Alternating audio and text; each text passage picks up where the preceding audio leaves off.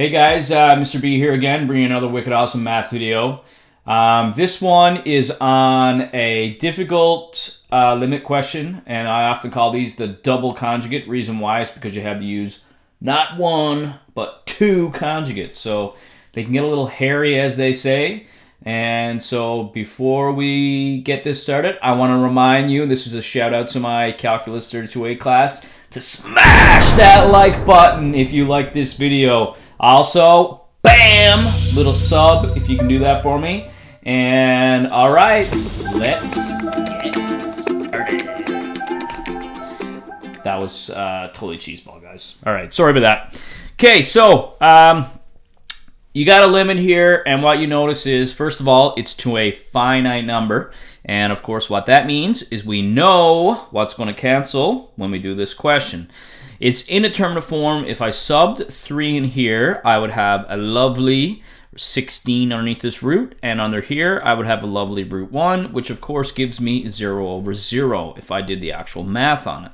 So like I said before, we immediately know what's going to cancel in these questions. This is x goes to 3, which means the factor x minus 3 cancels. All right, so with that said, what we need to do is we need to come up with a plan. So normally if we have one root, it's fine. We know exactly what to do. We conjugate it. Well, when we have two roots, we have to double conjugate. So conjugate times 2.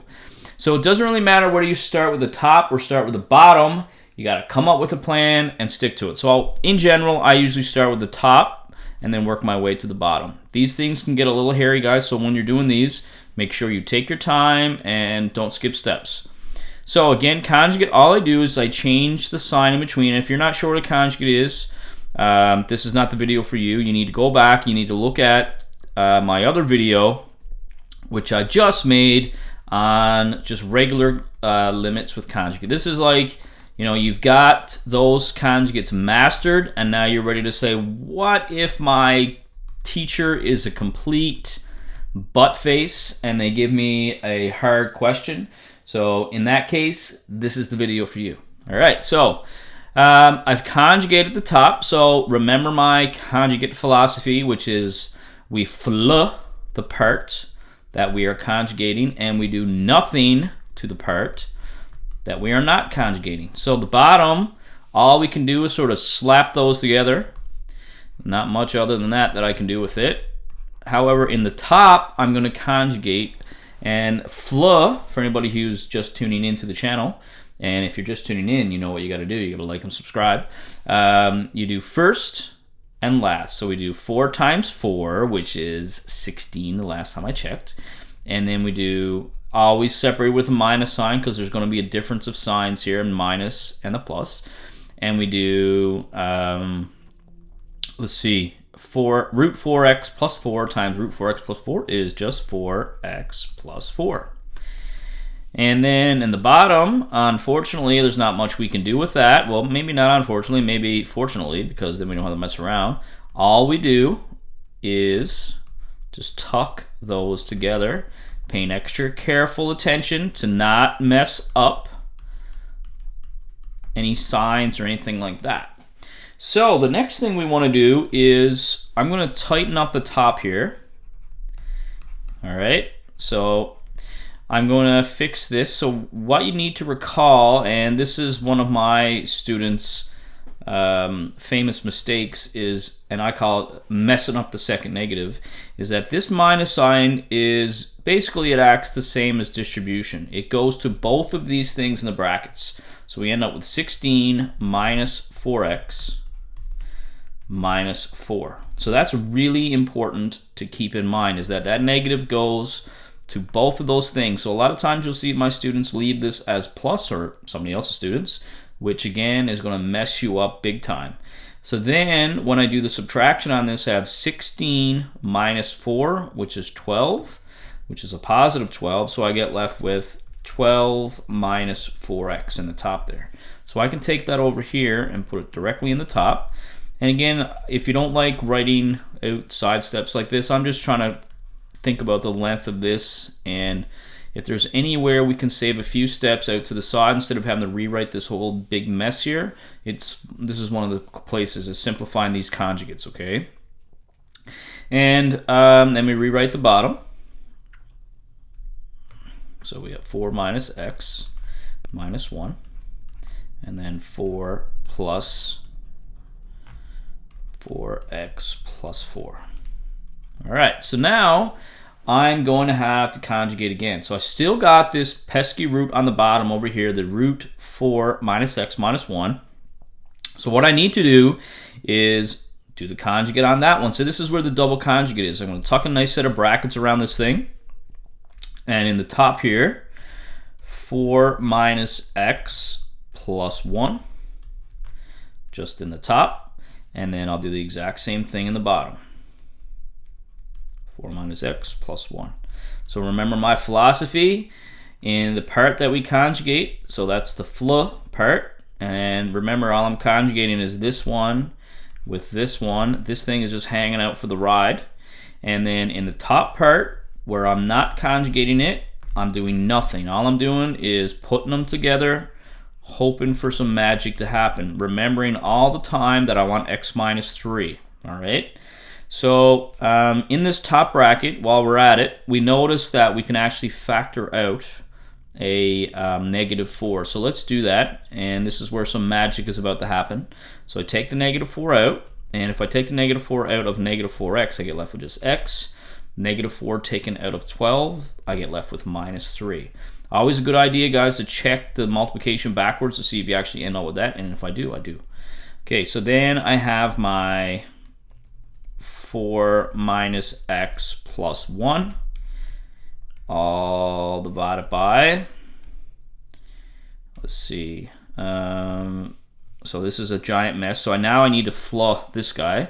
So I got root 4 minus x times root 4 minus x. So that's just 4 minus x, just like that. Brackets not necessary when it's the leading term. We needed brackets up here because it was trailing, but this thing's leading, so it doesn't really matter. Negative 1 times positive 1 is negative 1, just like that. And then we're going to slap a set of brackets around that, the whole thing. And next to it is this pesky guy, which is still hanging out here, which we haven't touched.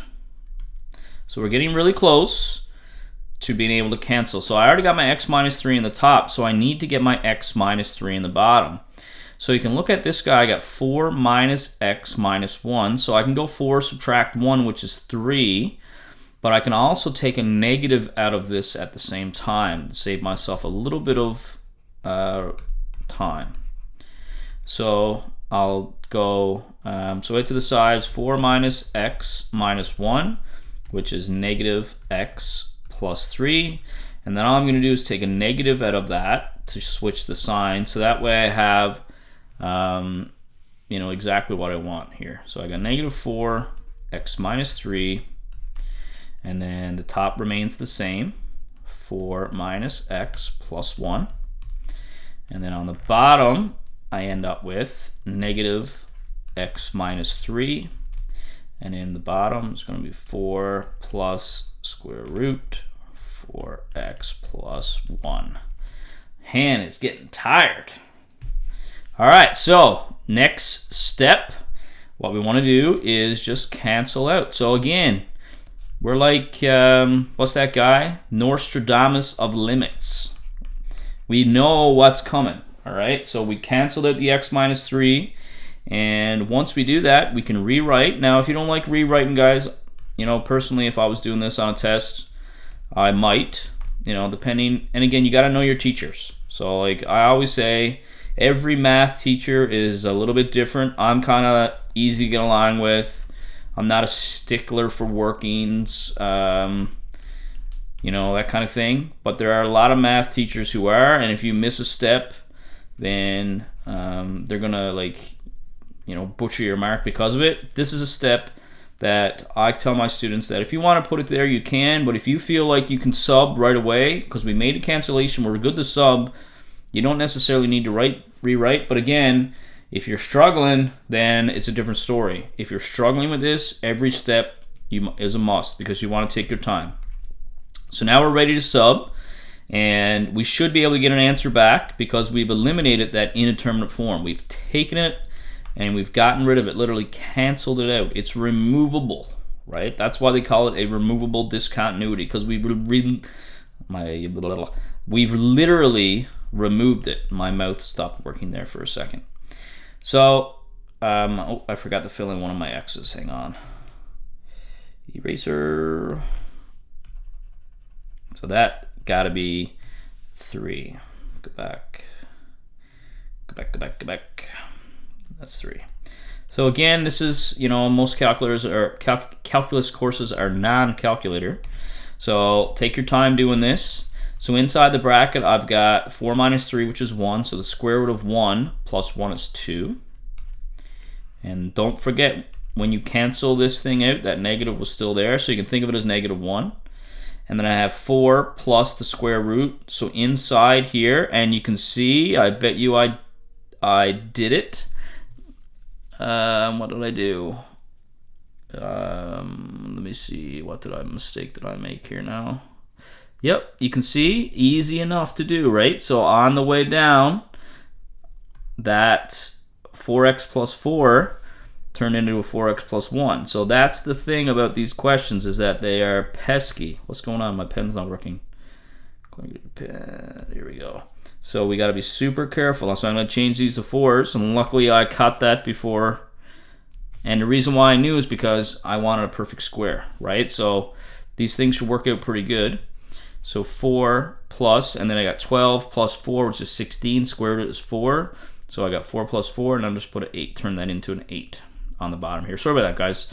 I know some of you guys are probably looking at it and then shouting at the screen. If you find five mistakes in any of my videos, free pizza. Promise. A coupon to any pizza of your choice. So 4 times 2 is negative 8. Negative 8 divided by negative 8 is 1.